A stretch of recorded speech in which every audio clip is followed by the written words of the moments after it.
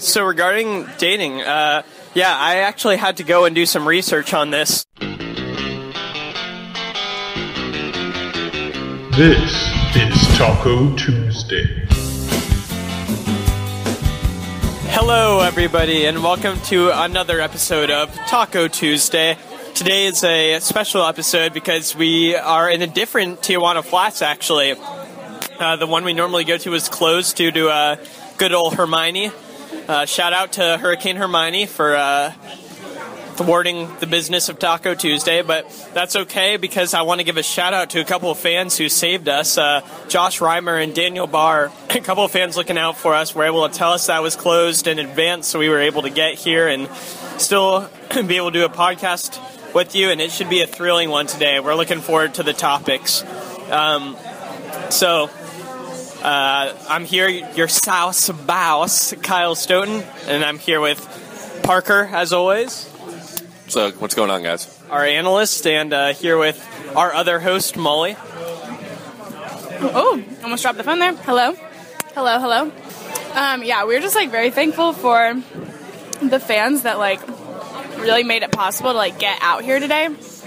Y'all, it was intense. I was just driving here, and I was like, I gotta get there. So, we really love Taco Tuesday, and we really love you guys. Yeah, thank you. No problem. Any other refills? Water? Yeah, also, so sorry. Again, I know I promised you guys Guy Fieri's presence would be here today. However, he was not informed. We told Parker to text him, but I think Parker forgot to text Guy Fieri and tell him that we were actually going to the Archer location, not the normal Midtown one. I apologize for that one. That is definitely all on me for this week. I apologize to Guy Fieri. I'm sorry. Our guest for today. So we were trying to get out 2 guests for you guys, but because of our change of location, we were able to get the second. But our guest is Josh Martinez, who is a friend and confidant of many people here, and my special friend / college partner / boyfriend. I don't know. I'm okay, thank you. And we coincidentally started dating on the first Taco Tuesday, so I don't really want to read that much into it, but that's pretty cool, so. I'm just happy to be here. Okay, Kyle, why don't you go ahead and start us off with our first topic? All right, thank you. Our first topic is, if you were any Parks and Rec character, which character would you be? This one didn't take much time for me. For those of you who know me well, probably wouldn't be surprised to know I'm Ben. I'm very clearly Ben. Love Star Wars, love all the nerdy stuff. I honestly, man, that hurts. I would say, okay, I'm Ben, but I understand Little Sebastian. Okay. I understand Little Sebastian, guys. I'm a little different in that respect, just because Little Sebastian doesn't deserve just one candle in the wind. He deserves 5,000 candles in the wind. Amen. Amen to that. Parker, do you know what Parks and Rec character you would be? I put a lot of thought into this one because I love Parks and Rec. I binge watched it last year. It was just a phenomenal show. And I really couldn't pin down just to one character for who I am. So I'm gonna combine a couple characters, a couple personalities to better fit me. So I also would say I'm a little bit of Ben, but I think I'm also a combination with Leslie Knope. I think I got the passion and eager side of me that comes out in Leslie, but I'm also kind of a little dorky and love Star Wars just like Ben does as well and all that good stuff. So I think that's where I would fall. Me and Molly were talking last week about this. We think you're an Ann Perkins. Yeah, I don't know what you think. A loyal and trustworthy friend? Okay. Yeah, let's go with that. More like Mark Brandanowitz's ex-girlfriend. Got him. Okay, well, Molly, have you thought about this?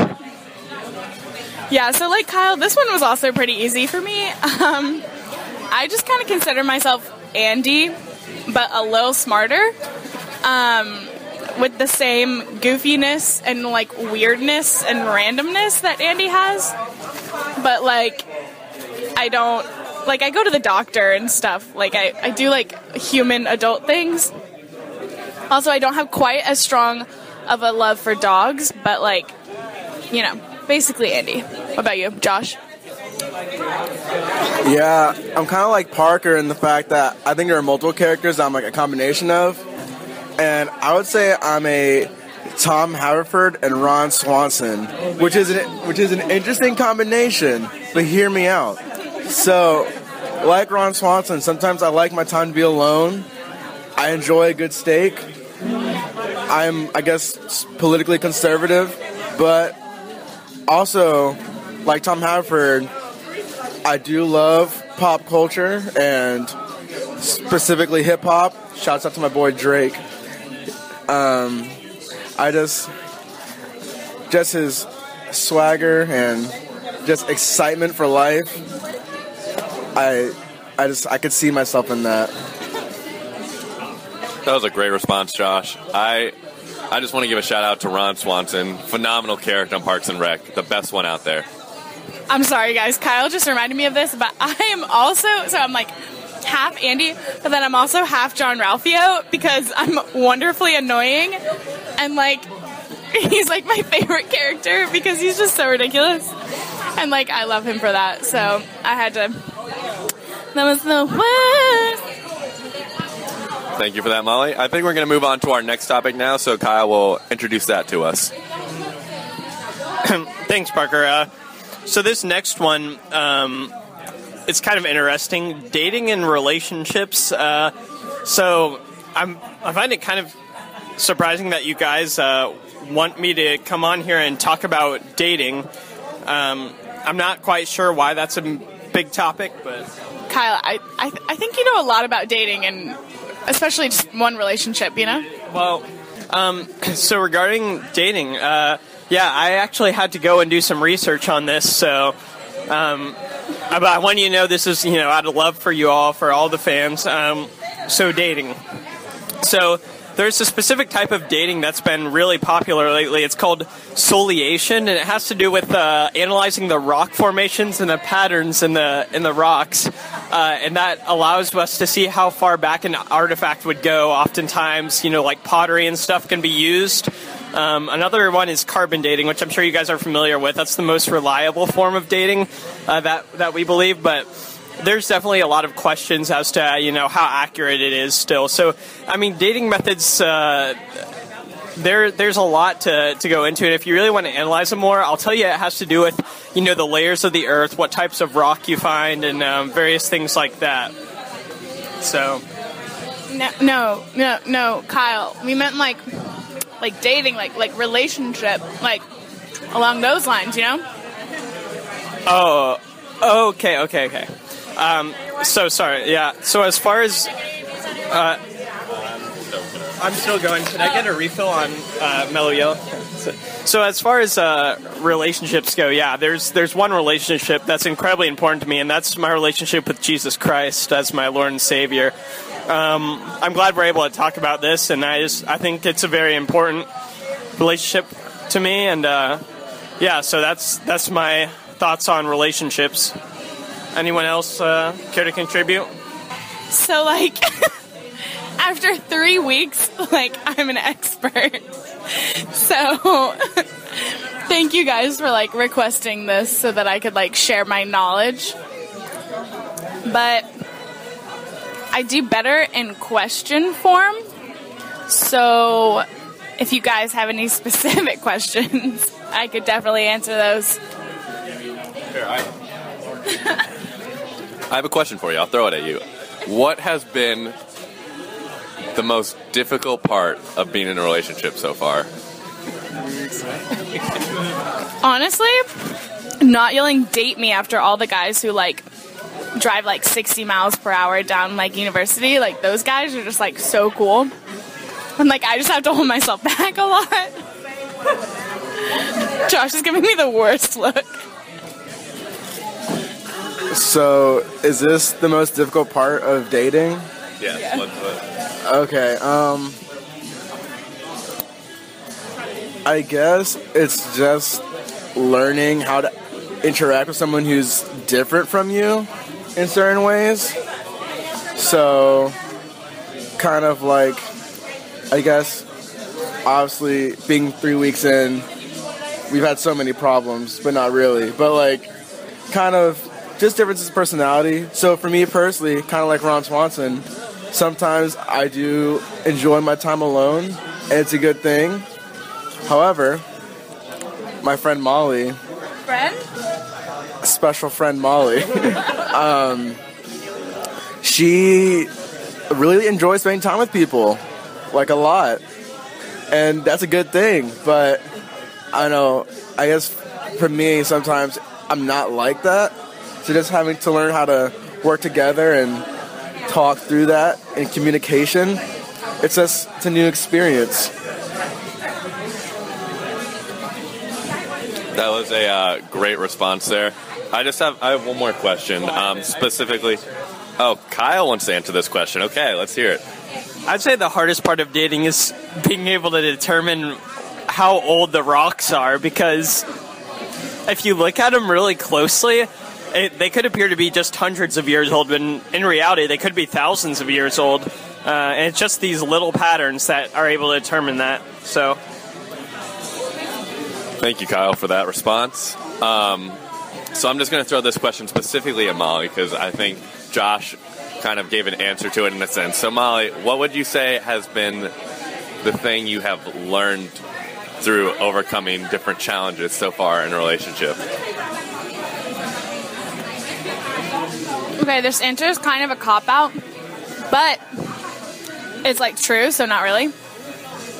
Or, like, cliche or whatever. But communication? Exclamation point. Because, like, sometimes I'm just like, oh, no, like, it's fine, whatever. And not just, like, in, like, dating relationships, but also in, like, friendships and stuff. But just learning how to, like, not necessarily voice your feelings or whatever in, like, a negative way, but just, like, just so you know, way that, like, helps you grow together. Yeah, and Kyle, Molly, and I both learned a lot about this in Paris. Just, Conrez was the real MVP, and I feel like Kyle definitely, like, addressed it. I kind of just ran away from it, but Kyle was a pro, so I admire him for that. yeah, I had the privilege of doing Conrads with about half the Paris team. Don't take that the wrong way, but I just was, like, all about the Conrads train, so. Kyle and I did Conrads, and it was great. Like, 10 out of 10. Would recommend. Yeah. Because, like, now we're bros. Yeah, me and Molly are bros now. It's awesome. So, are we ready to move on to our last question? Sorry. Thank you all for talking. I just wanted to drop my own little bit of advice out there, because I haven't said anything on this specific topic or discussion yet. Just a word of advice for all of you men out there. Don't take someone out on a date to go see Gone Girl. It is not a date night movie. And I will leave you at that. Yeah, I agree with that. Sounds like you speak from experience, Parker. I disagree. I think it's a perfect date movie. Well, Josh, don't say that till you try it. Yeah, so Molly and Josh have confirmed a date to Gone Girl, so we'll see how that goes. I think specifically probably an early on date, I'm guessing. Second or third. One of the first few, probably not a great idea. I will say one thing that I do know about relationships and dating is girls like it when you get them sauce at Tijuana Flats. Can confirm. Yeah, it's a big thing. I'm good, thanks. Yes, that would be great. We're going to move on to the third topic of conversation, which is song lyrics that are meaningful to us. And we've all had a long time to think about this. Well, actually, Josh hasn't. He kind of found out about it today. But the rest of us have. So I'll go ahead with mine. There's a meaningful song to me. It's called Talk Dirty to Me, or Talk Dirty. It's called Wiggle. Is that the name of the song? Okay, whatever. And Oh, wait, no, it's not. Sorry. and the song lyrics that just they're been around the world, don't speak the language, but your booty don't need explaining. And to me, that's meaningful because you know the booty can speak any language. You don't need to know a specific. And this is good because Kyle speaks like one language. That's very true. I only speak English, but it's great that booty speaks many languages. So that's why it's very meaningful lyrics to me. Molly, do you have something? Yeah, I do. So my meaningful lyric, it means a lot to me in a lot of different ways. Mine is from the classic Ludacris jam, My Chick Bad. And the lyric is, all white top, all white build, all white jeans, body looking like milk. And I just like love this because like I'm very white and my skin is very pale. So like the milk part, obviously. But then guys, it's milk. Like, yes, I'm into that. So, callous, yeah. So, anyways, that lyric just like, every time I hear it, I'm like, oh, it's so me. And it means a lot.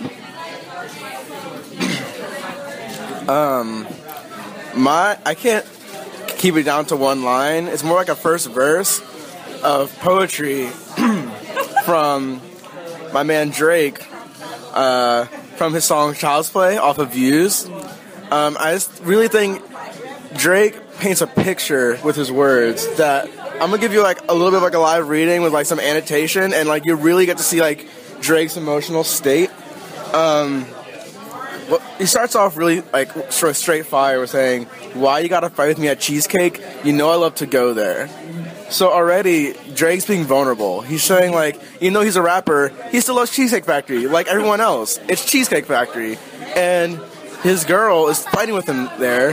He loves Cheesecake Factory. And it's almost like adding insult to injury that of all the places to have this conversation, she chose to have it at Cheesecake. It'd be like the equivalent of like if I'm at Chipotle and someone tries to fight me at Chipotle. I'm like, I already love this place. Why? Like, one, you're hurting me, but now you're hurting me in like my own sanctuary. So I definitely like relate to Drake here. His next line's about racial tensions, which I'm just going to avoid for now. But in regard, this next line is saying, this is a place for families that drive Camrys and go to Disney. They don't even know about our business. Drake knows that a lot about relationships is intimacy, and that these families that are at Cheesecake Factory, they also love cheesecake. They're trying to enjoy their meal, but now they see all of Drake's dirty laundry just out in the open. This is not appropriate. And I feel like this is such a relatable experience. Rappers talking about going in Bentleys, like going on planes, like doing all these things. Like, that's not real. These lyrics, these are real. And that's definitely something that like really speaks to my soul. And then, okay, so let's listen to this. So then he says, you wildin', you super childish, you go to CVS for Kotex and my Bugatti. I took the key and tried to hide it so you can drive it and put on mileage. But then you find it, awkward silence. And this is just the clearest picture. It's almost like you're watching a movie that he's saying this one, that his girl is childish, that she's basically going crazy. Now, this isn't necessarily great if you're trying to like be in a relationship. Don't accuse your partner of being childish. But I also think it says a lot that he lets her take his Bugatti to go get tampons. Like, that's just like love, you know? Yeah, but like at some point you have to put your foot in the ground, draw a line in the sand, and Drake tried to hide the keys from his Bugatti so she can't put on mileage because, you know, it's an expensive car. You don't want to run up mileage just driving around a CVS.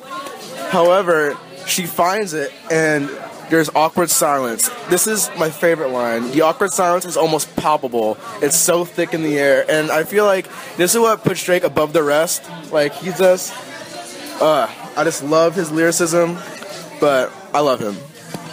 And I think that the awkward silence is really accentuated by his use of the words awkward silence. I think it's not awkward till you make it awkward, Kyle. I think it's a beautiful expression. Thank you, Josh. Parker, you have something? Yeah, I actually do have like a couple lines, and this comes from the great Mumford and Sons, and the line is, "Where you invest your heart, you invest your life." And I just think that has a lot of meaning behind it, a lot of impact. just really like where you put the things that you love is like where you're centering your life, and you just got to think about like where's your heart at, what are you making an idol in a sense, and realize that, because that's where you're putting the most effort in your life. I don't get it. Don't get it. So we have a favorite, again, Taco Tuesday. We love to ask this question. Josh, what was your order today? So, I had 2 soft tacos on flour, all the way, chicken and black bean, grilled. So, it was pretty good. I would recommend, 100%. The only thing different between our orders was the beans. Aww. Black beans for life. Wrong. You know they're meant for each other because they were both grilled. That's great. So that's all we got for you this week. Once again, shout out to not just Josh and Daniel, who we did give a special shout out to. Again, thank you guys. But to all our fans for being out there, for keeping tuning in to us week by week. Keep submitting things that you want us to talk about on the Google Doc. We're kind of getting low on topics, so keep submitting those, keeping it fresh, keeping it real. Let us know. Also, my apologies again to Guy Fieri. I'm so sorry. Yeah, I just want to say thank you, Taco Tuesday, for having me on this week. It really means a lot. It was the best, 20 or so minutes of my life so far, for sure. I don't know. Guys, sign up in the Google Doc, be a guest. It will change your life forever. Also, let us know on our Facebook page whether you think I should get a nickname. Please vote no. It would be so meaningful to me and Molly. Yeah, that's a no from me.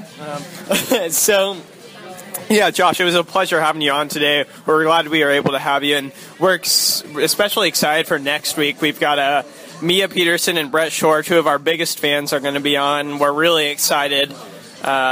So, from Tijuana Flats on Archer Road this time, this is Kyle, Molly, Parker, and Josh signing off. Thanks. Don't get it.